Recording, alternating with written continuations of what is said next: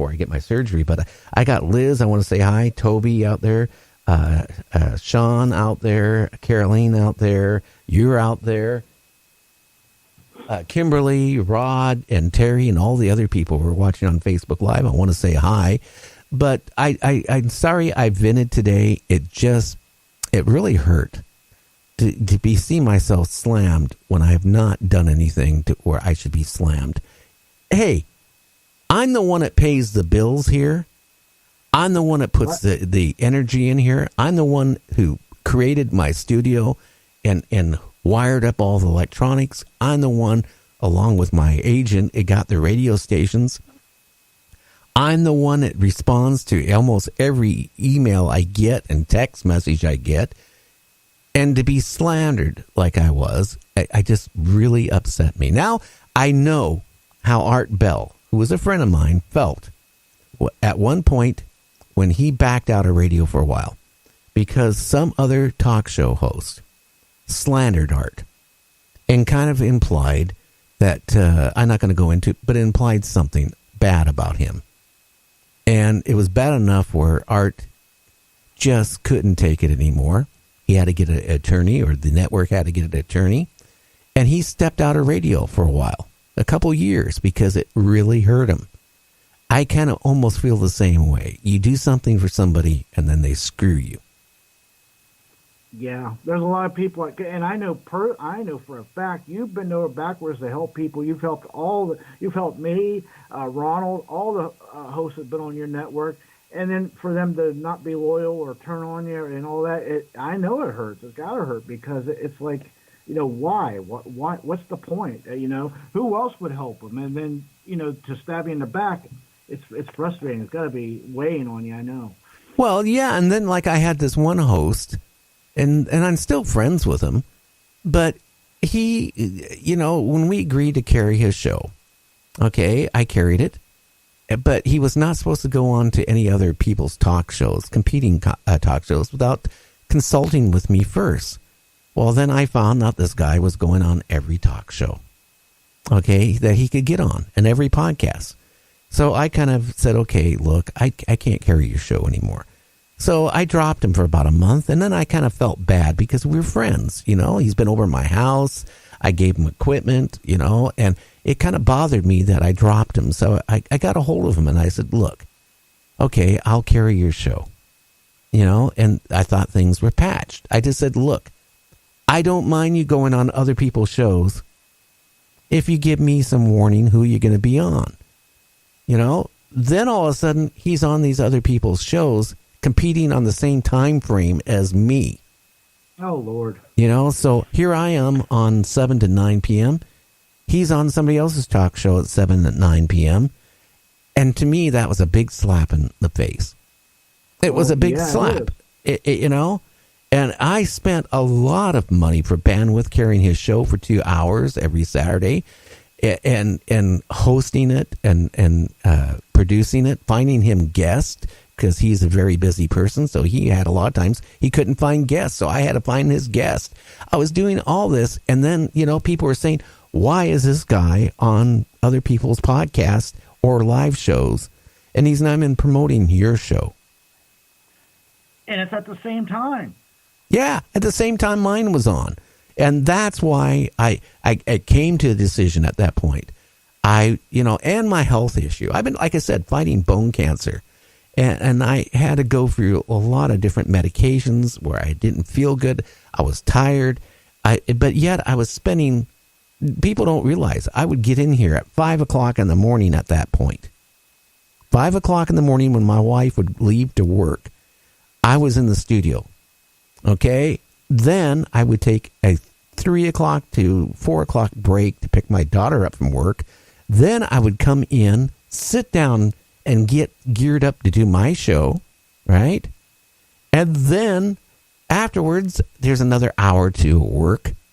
And then I was booking people, and all this stuff was going on. I would go to bed at 12, 1, 2 o'clock in the morning. Like I said, on the weekends, it was getting to a point I was getting no sleep. I just physically couldn't carry anybody else's shows anymore. Yeah, you were running yourself way thin, man. You were beating yourself down on all that. It takes a toll on you. Well, my doctor flatly said, Gary, if you continue burning your candle on both ends, okay, one is I'm fat. You can see that.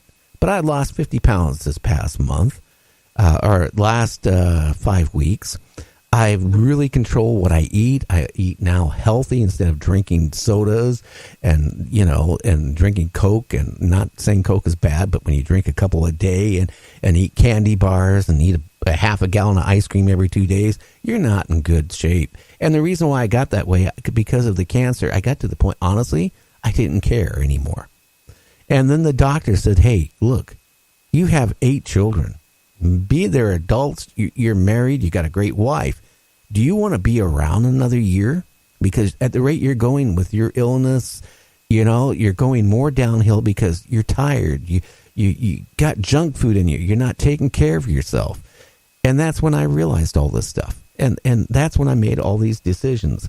Ronald I would have carried him to the end of the commitment.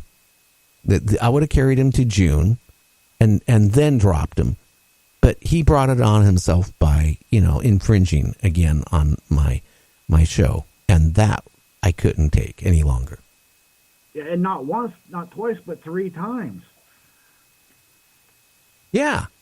Hello, yeah. And I have some guests out there, first-time authors that I've tried my best to help them, get their book sales up.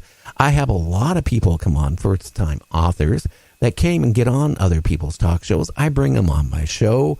I try to get people, they have a story out there, to get it out and share. Not just top name people, which I have. If you haven't noticed, I've had some major guests on my show lately, and I got a lot of them booked up for the next couple months. But I try always to leave room for somebody new that has a story to say. And I purposely do that to bring them on because I know what it's like to get started. Right, and I think that's great. You give new authors and a chance to get their word out there, get their book out there. That's great. And again, that's you trying to help the people, and then for somebody to, pretty much slap you in the face, Jesus. I don't know. What can I say? Like I said, I've been on now almost 2 years. And before that, there was quite a few years of not being on the radio because I was retired. But, and the thing is, the first couple months, I didn't know which way to go. I didn't even think about coming on radio back again. As my friend Art called me up out of the blue 2 Septembers ago and said, hey, stop riding your bike. I know you're not doing well physically, with health issues.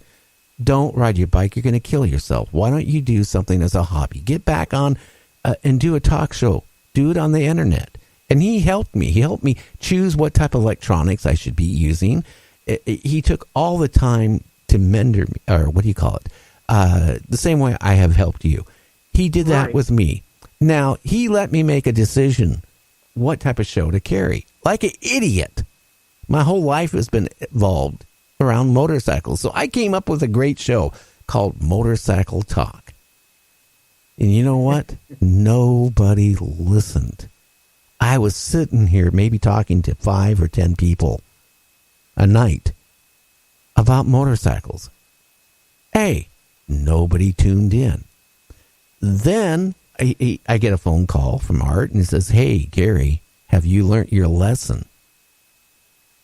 And I really thought about it. And I said, Art, I don't want to do this anymore. No, Gary, you've been in radio for a long time. I can tell you, I listen to you. I can tell you have passion. But go back into the paranormal. And you know what?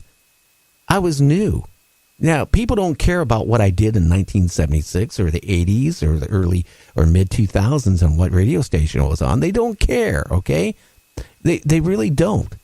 A little quick story. When I was even in top 40 working for a major radio station in Seattle, and it was like the biggest rock station, I would get fan mail all the time from girls saying, hey, you're the top DJ.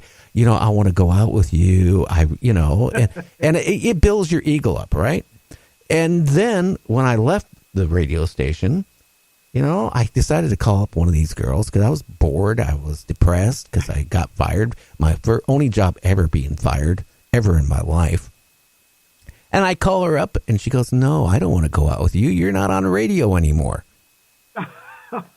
Yeah, well, yeah, you're right. I'm not on the radio anymore. Well, she goes, I don't want to go out with you. You're a nobody. Oh, my goodness. That stuck in my head. So the first year of my show, here I was, right? I was new. I was experimenting because, like I said, I've been out of radio for a long time. No, you think if you want to get a guest on your show, right? You know how hard it is. Seriously. It is hard. It took you a while to build up. I remember, because I was there, not when you had the motorcycle, but when you started into the paranormal talk. I remember I was there from the beginning. And you slowly have built up to now you've got, what, 1 million listeners? More than that if you consider all the radio stations and all that, right. Yeah. But the thing is, I sat there and it was hard getting good guests. So we were talking basically the same thing over and over again, just with a different guest. And I couldn't get any guests on at that point on UFOs or near-death experience. It was, I hate to say it, it was mediums because they wanted to get their story out or their book out, and nobody else would give them a spot on podcasts or radio shows. So here's Gary, I'm dying for guests. So yeah, so the first year, I have to be honest with you, my show was rather boring. But I think one day it clicked with me, and I think a lot had to do with about 2 months before Art died. We had a good conversation, and I realized what I was doing wrong, and I assured him that, hey, I'm going to make some major changes, and I implemented every week. I tried to improve it each week, and I have a list of paper. I write stuff down what I need to do each week, and all of a sudden now these guests that never would consider becoming on my show, okay, now are coming on my show. A lot of them are begging. I'm not going to use the word begging, but they're wanting to come on, and that's because my show has changed. Now, one of the people out there, again, I can just barely see it with my cruddy eyes, says he misses the paranormal Michael W. Hall. Yes, I'll be honest with you. That was the hard, because Michael is a friend of mine. That was the hardest decision I had to make, was to let Michael go. But, again, I did it for two reasons. And me and Michael talked about it for a long length over the phone. He enjoys getting on to every podcast or radio show to get his story out there. And, I don't blame him. And that's why I said, hey, Tim, Michael, I'm going to let you go. Because this way you can do what you enjoy doing. You can get on to every podcast or radio show, your heart's content. And then you're not competing against my show. And we left in good terms. So I just wanted him to know that's why I let Michael go. It was because he was competing the same time I was on. He was on somebody else's talk show. Again, physically, I couldn't put the energy in to producing his show every week for 2 hours with all the time involved. And I just, need to concentrate on doing one thing. And what I'm doing now. Yeah, and listen, now that you've concentrated mostly on you and your show, and your guest and the quality of your show, I think is top notch. I really do. Well, thank you. I mean, I've had a lot of compliments even from my guests lately, and a lot of radio station directors, program directors, and owners saying that my show is really they enjoy it. It reminds them of a particular show in the 90s and early 2000s. And that's because I like talking to a guest like if they were in the same room with me. Like we're sitting in the front room, right? Drinking a cup of Java or maybe drinking a beer, and we're just talking about a subject in the paranormal. And that's what I like doing. And you know what? Even one of the guests just recently realized, they said, hey, Gary, the way you interview, you get people to say things that they normally wouldn't say on other shows because they feel relaxed. And that's the whole point of it. Absolutely. And and you've had the whole gambit of guests. You covering every